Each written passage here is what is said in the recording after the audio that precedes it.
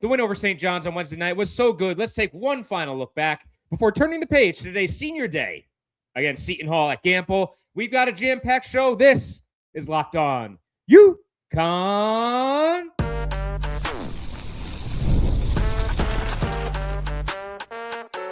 You are Locked On UConn, your daily podcast on the UConn Huskies, part of the Locked On Podcast Network, your team every day. Happy weekend and welcome back to another episode of Locked On UConn. I am Matt Schonvisky, a two-time graduate, 10-year credentialed media member, and host of the only daily UConn sports podcast, Locked On UConn, part of the Locked On Podcast Network, the number one sports podcast network in the world. Please hit the like and subscribe button, and thank you for making this your first listen each and every single day. On today's show, we will start with one final look back at the Huskies' dominant win over St. John's on Wednesday night. As I joined Locked On College Basketball to talk through, you'll find that in our first segment. Then, Senior Day, Alex Karaban, and many others will be honored today at Gampel.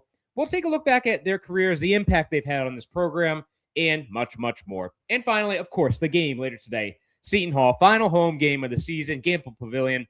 I'll preview the matchup against the Pirates. But first, today's episode is brought to you by 5 Hour Energy. Have your cake and drink it too. Birthday cake flavor is back. No fork needed. Vanilla-y, cakey flavor. Caffeinated kick and no sugar. It's party time. Order now at 5 Hour Energy or on Amazon. First up today, I joined Isaac Shade after the UConn win earlier this week against St. John's. We recapped the game, talked about UConn at the national level, what this win means going forward for both Big East and the national scale, and you can hear that right now.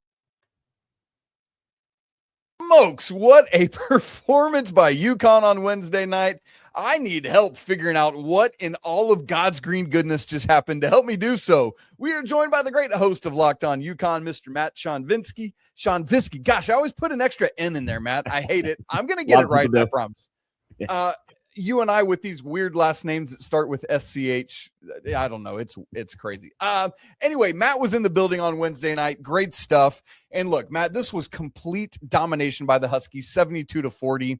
Story of the game can be nothing other than UConn's defense, which, my man, I thought was incredible in the first half. And then the second half happened. Matt, talk us through the ridiculousness of the UConn defense on Wednesday night. Yeah, they absolutely shut down St. John's, 20% from the field, 25% from three. St. John's missed their final 24 shots of the game. So, yeah, there's no complaints from Dan Hurley coming on the defensive side. And looking back, just to rewind a couple of games, the biggest concern from Dan Hurley, he's talked about championship-level defense all season and where this team is compared to last season. And they took a step back over the last 5 games ahead of Villanova. But he challenged that team coming off the Creighton loss. And behind closed doors, really sat down with Tarris Reed, Silas Demery, Solo Ball to really come together. And, hey, defense is a mentality. It's a mindset thing. It's not a talent level. It's put in the effort. You will succeed. You have the physical capabilities to shut teams down.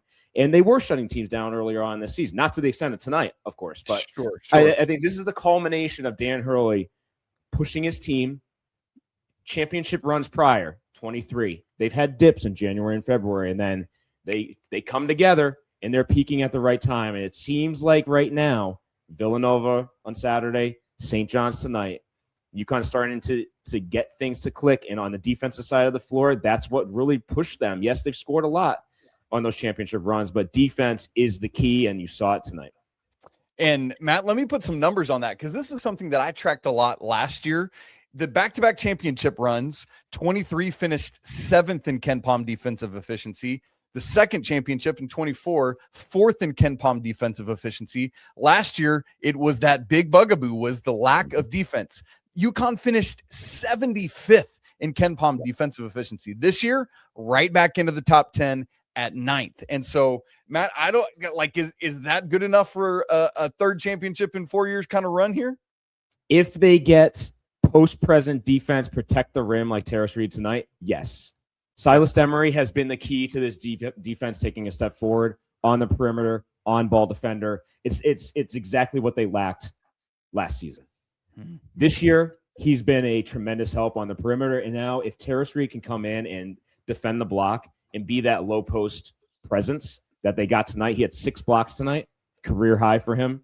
11 rebounds, career high, not career high for him, but double-double, 20 points, 11 rebounds, 6 blocks. He's only the 3rd player in UConn history over the last 30 years to have at least 20-plus points, 10-plus rebounds, 5-plus blocks. And think about the guys on the low post that they've had.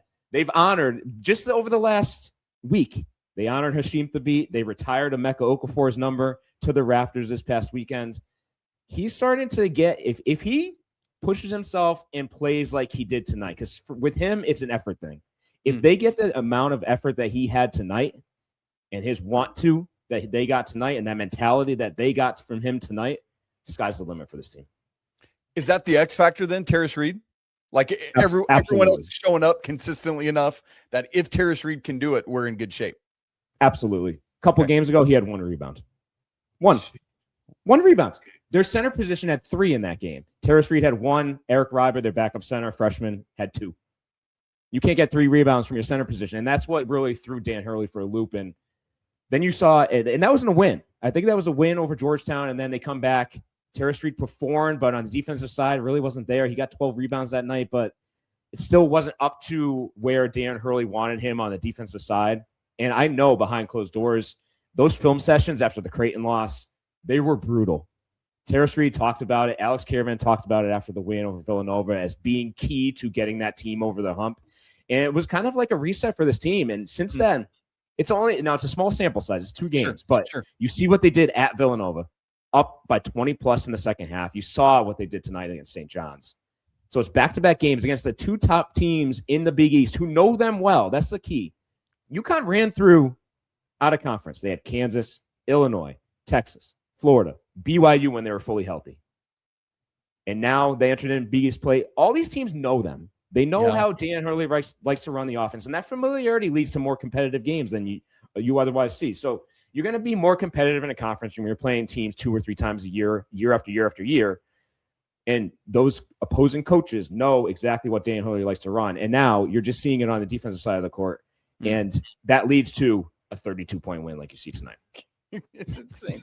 Now, look, I said the defense was the storyline of the game, but I thought the other thing, Matt, if we go to the offense, that stood out to me critically that UConn didn't do in the matchup at MSG was 15 turnovers in that game. Tonight, on Wednesday night, just 2 turnovers in the first half, 5 total. And look, I am a massive Silas Demery fan. I think I picked him preseason Big East Player of the Year. We've had games in his career, whether at UGA or UConn, where he's had 9-10 turnovers. On Wednesday night, 5 assists, just 1 turnover. He and Solo combined for 9 assists to just 1 turnover. How critical was that aspect to this victory? Huge, because going back to that St. John's loss at MSG, he had 9 turnovers. So just the comparison to MSG to where they are today, they took care of the basketball, only 5 turnovers on the night. That was a key that I had heading into the game, was to take care of the ball and handle St. John's' pressure, because they picked up full court at MSG the entire 40 minutes.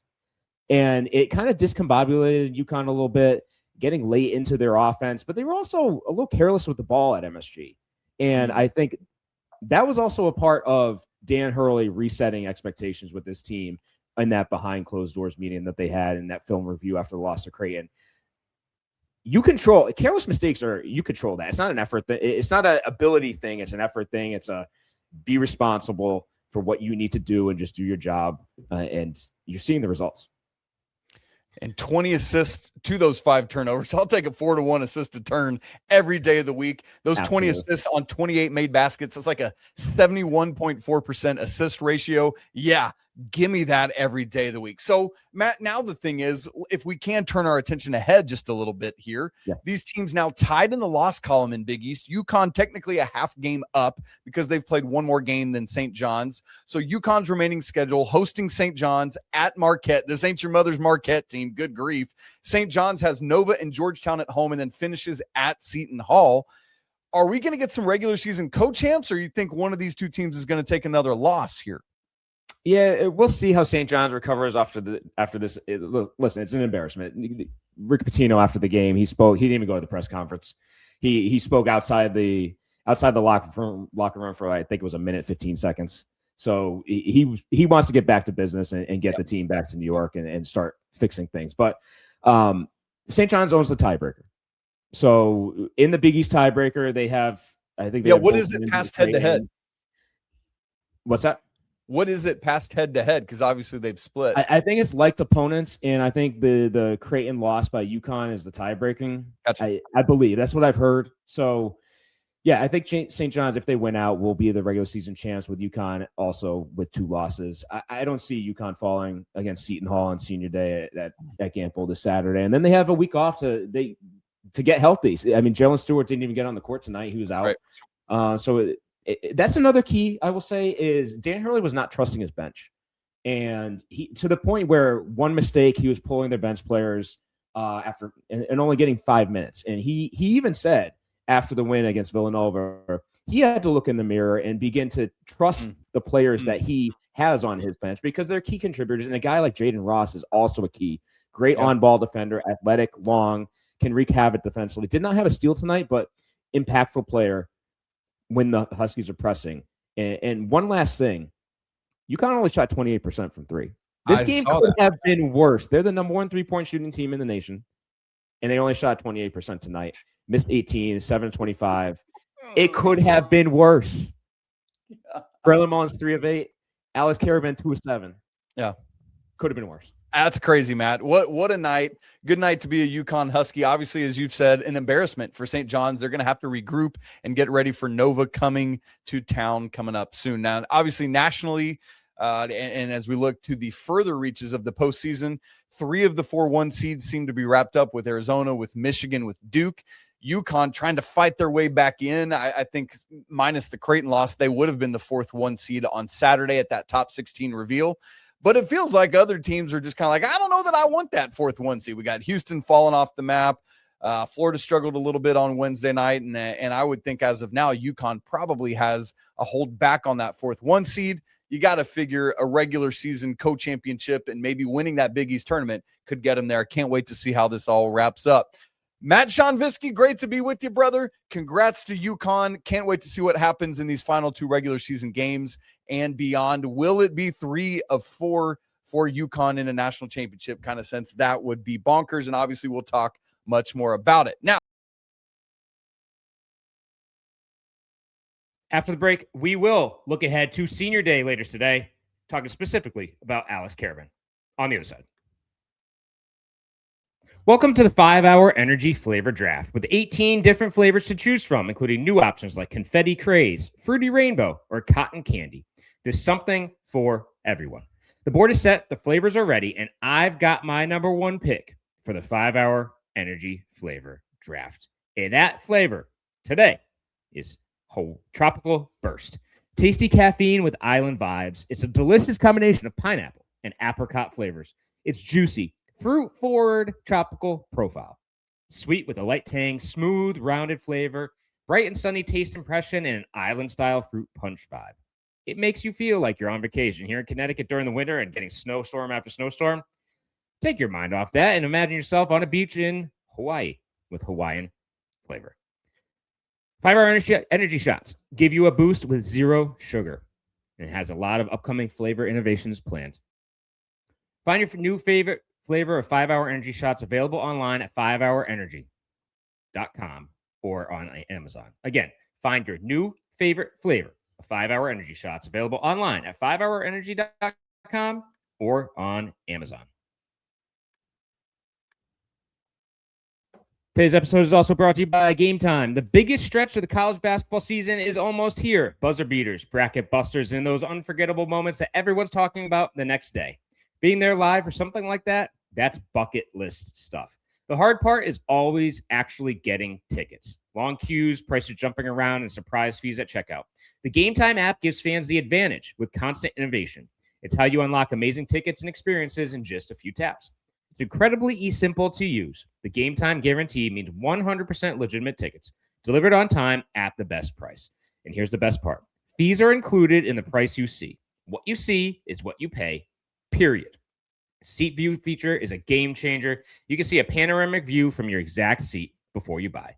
No stress, no guesswork, just a smooth experience from start to finish. That's exactly what you want during the busiest part of the season. Take the guesswork out of buying college basketball tickets with Game Time. Download the Game Time app, create an account, and use code LOCKEDON for $20 off your first purchase. Terms apply. Again, create an account and redeem code LOCKEDON for $20 off. Download the Game Time app today.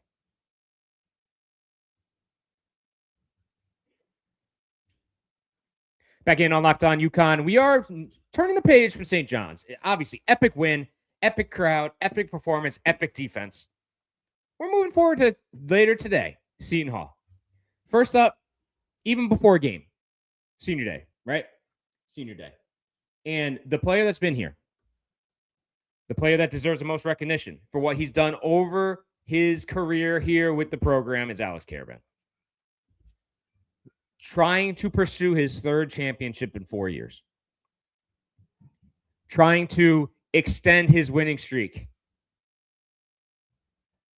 and improve his wins at home. Obviously, last time at Gampel, it didn't go well. We had the Creighton loss,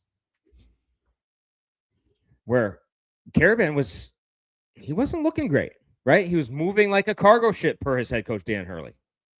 And since then, Villanova game, he had some tape on his leg, right? What did he have on his leg against St. John's? Nothing. So it seemed like a little time off, a little rest. He was ready to go. He looked good. He was moving without the ball down in Philadelphia. Looked pretty good to be against St. John's. And after today, you've got a full week off. And I think this is going to be key going forward, which we'll talk about. We'll talk about that post-game. We'll talk about that into next week. But having a week off between today's game against Seton Hall and the matchup to end the season at Marquette next weekend, get the full week, it's huge. It's huge, especially with Jalen Stewart battling an injury. He was out, obviously, against St. John's. You had the little nagging thing with Braylon Mullins earlier in the week before the St. John's game, and then you had the same thing with Alex Karaban, and you had some other guys banged up earlier this year. So, hey, this is a perfect time to get some time off, get healthy, and focus moving forward. But today, it's all about senior day. Alex Karaban first up, of course. What he's done for this program, how he's transformed his life and his career, and what he's brought to the table since freshman year.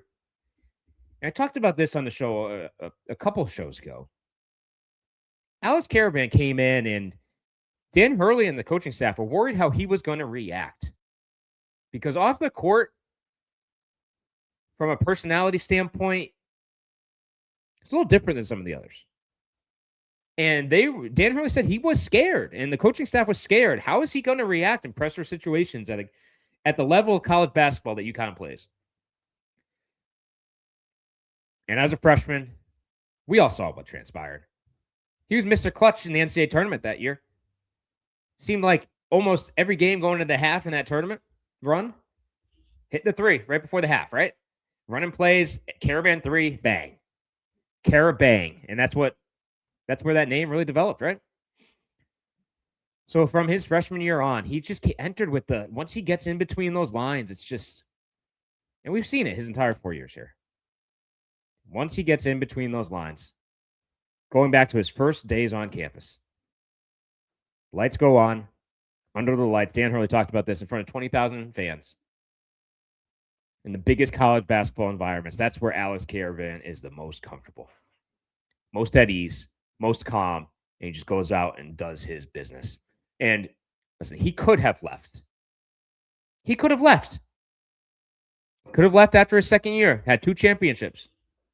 Could have gone on with some of those other players that moved on, Donovan Clingan, Steph Castle, and pursued an NBA career. But he came back, and that was key. Because this UConn program today is not the same without Alex Karaban. Why? If Karaban's not here, maybe Dan Hurley does move to the Lakers. Maybe Dan Hurley's out west right now, trying to handle LeBron and the rest of that group. But he's not. Because of loyalty from guys like Alex Karaban, who's faced, some ups and downs his junior season, right? Didn't finish the way he wanted to. There's some hiccups in his junior year.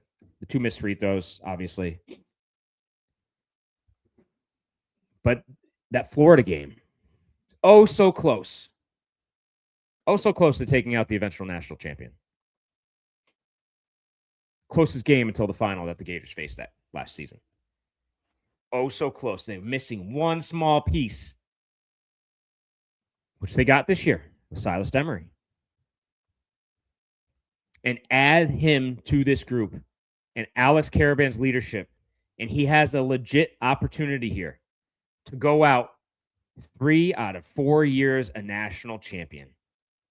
Because UConn, we talked about this in the first segment with Isaac on the Locked On College Basketball Show. UConn's peaking at the right time. And they've been here before, just like in 23, just like in 24. Peaking at the right time. And when you have a coaching staff like Dan Hurley, and when you have a player like Alex Karaban, who has the experience and the leadership traits and all the game experience that he's had over these years, to be able to handle situations that are going to arise, and the maturity now that he has to go along with all of that, and guys next to him like Silas Demery, Solo Ball, Jalen Stewart, Jaden Ross, who have been through some of those battles and runs. Silas Demery, obviously new to the runs here at UConn, but the rest of the guys I mentioned, they've been through it. They've been on those rosters. They've seen it start to finish, what it should look like, how you handle it. And Alex Karaban, Captain All-America, as Dan Hurley says and as John Fanta says. Captain All-America. You don't get a name like that. You don't get a nickname like that unless it's deserving. Unless it's deserving. So I know today's senior night, and there's more seniors that will be honored before the game, but listen, I just want to talk about Alex Karaban because everything he's meant to this program, everything, all-time winningest UConn Husky. I mean, you can't top it. You can't top it.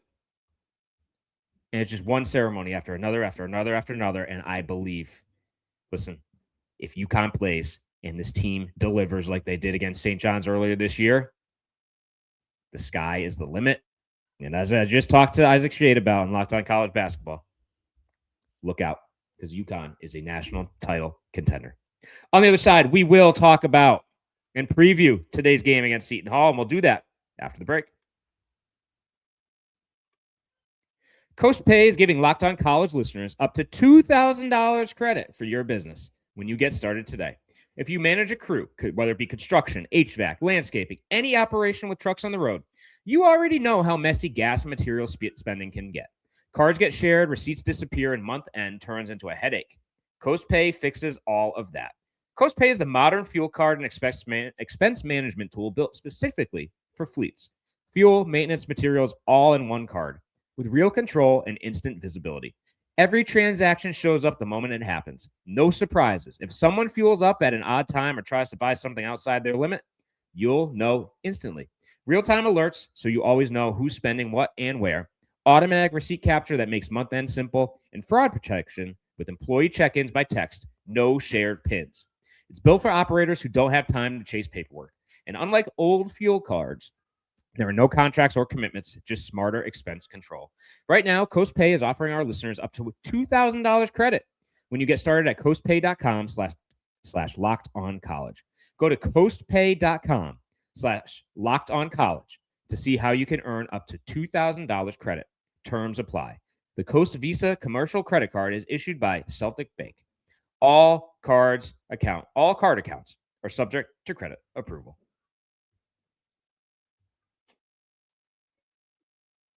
Back in on Locked On UConn, and we are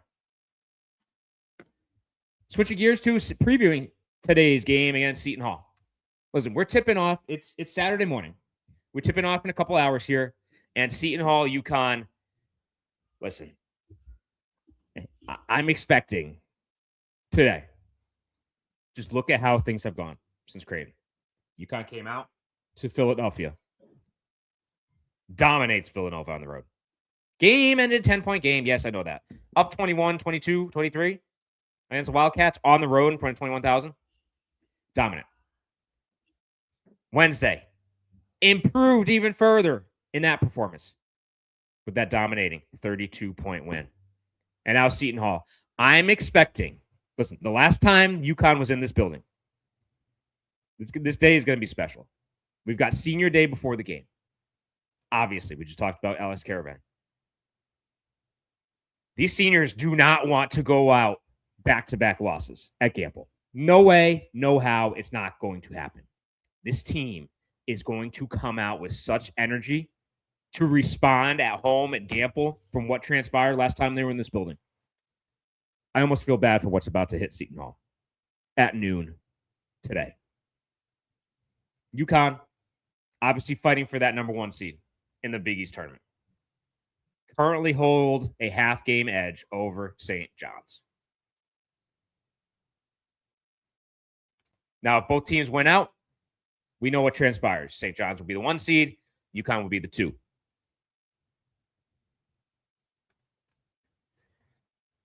But today's all about the Huskies. Today's all about the seniors. Today's all about ending your run, Alex Karaban and senior class, with a win at Gampel. UConn 26-3.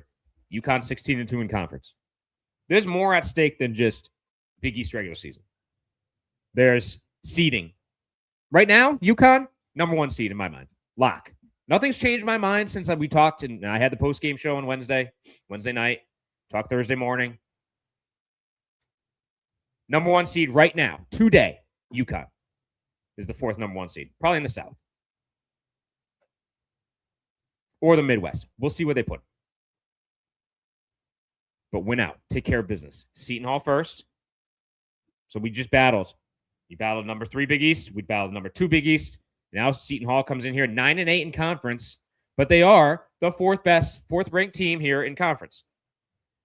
19-9 overall. Seton Hall is one of these teams that, are you on the bubble? Probably not.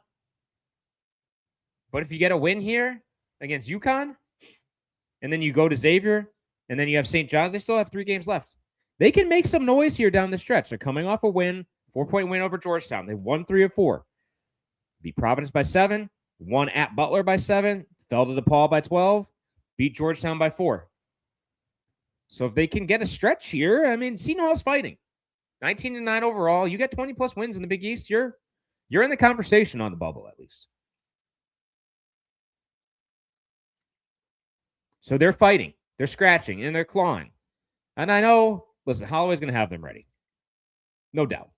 But I think what they're going to run into today is just going to be a continuation of what we saw against St. John's. Mostly due to the fact that, hey, the bad taste in the mouth from the last time the Huskies were in this building. That's just my assessment going in. You guys playing so well right now. The defense is playing so well right now. I just think you see UConn continue what they had against St. John's. And that's what I expect to play out. And I expect to see the seniors have key contributions. I think, listen, the ovation and the emotion that's going to be in that building when Alex Karaban gets honored before the game.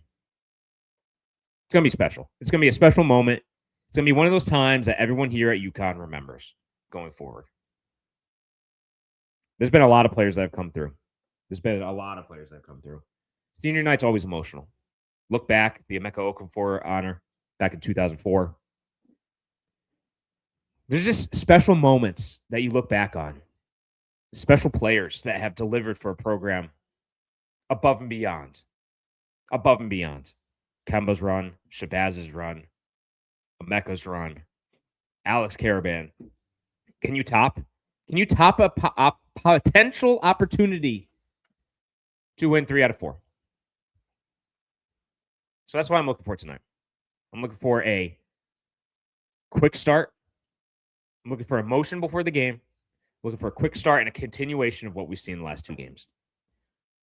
And then outside of the seniors and outside of senior day and that, what do I want to see from a performance standpoint? I need to see Tarris Reed continue this stretch of games that he's been on. We can't have a dip. There's no going back to prior Tarris Reed getting 1 rebound, not putting in great effort on the defensive side. We can't have that. There's no stepping back. We're at a point. Last game in February. Tomorrow is March. Tomorrow is the month of UConn. And I want to see Tarris Reed continue his performance. What it looks like, let's see. Let's see. What the stats say, let's see. But I want to see the performance. I want to see the effort. I want to see the hustle. Diving on the court again. I mean, the last 2 games by Tarris Reed have been spectacular. No ifs, ands, or buts. He's been a critical, crucial piece to this season turning around. And it has turned around like that. We're talking about 2 games I talked about in the first segment with Isaac on Locked On College Basketball. It's been a small sample size since that loss to Creighton. It's been 2 games. But the thing is, you've done it against the top 2 teams in your conference. You did it against St. John's. You did it against Villanova. 1 on the road, 1 at home. Can they keep the momentum? Can they keep building? Can they continue what transpired earlier this week and last weekend? Peaking at the right time. That's what this Husky team is doing. So that's it for today's episode of Locked On UConn. After the game, I will have a full post game today. We will talk about the women. Obviously, they had senior night. AZ Fudd honored. We will talk about that as well. And then we still need to look back at the football ceremony before the game against St. John's earlier this week. Heard from Coach Candle, heard from offense coordinator Campanelli, and we also heard from defensive coordinator Ryan Manilak. We'll talk about all that moving forward. Thank you for tuning in to today's episode of Locked On UConn. Make sure you subscribe and follow Locked On UConn on social media so you get all the latest episodes. And myself, you see my handle here at UconnSN. If you never miss an episode, the Everydayer Club is built for you. Get Locked On UConn ad-free, plus members-only Discord access and more. Just head to lockedonyukon.supercast.com to join the club. Again, lockedonyukon.supercast.com to join the club.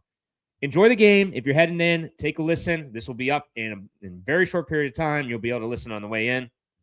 Post-game, we'll talk about the senior day ceremony. We'll talk about the emotion in the building. We'll talk about what I'm expecting to be a pretty significant win over Seton Hall. And we'll do all that post-game. Until then, see ya!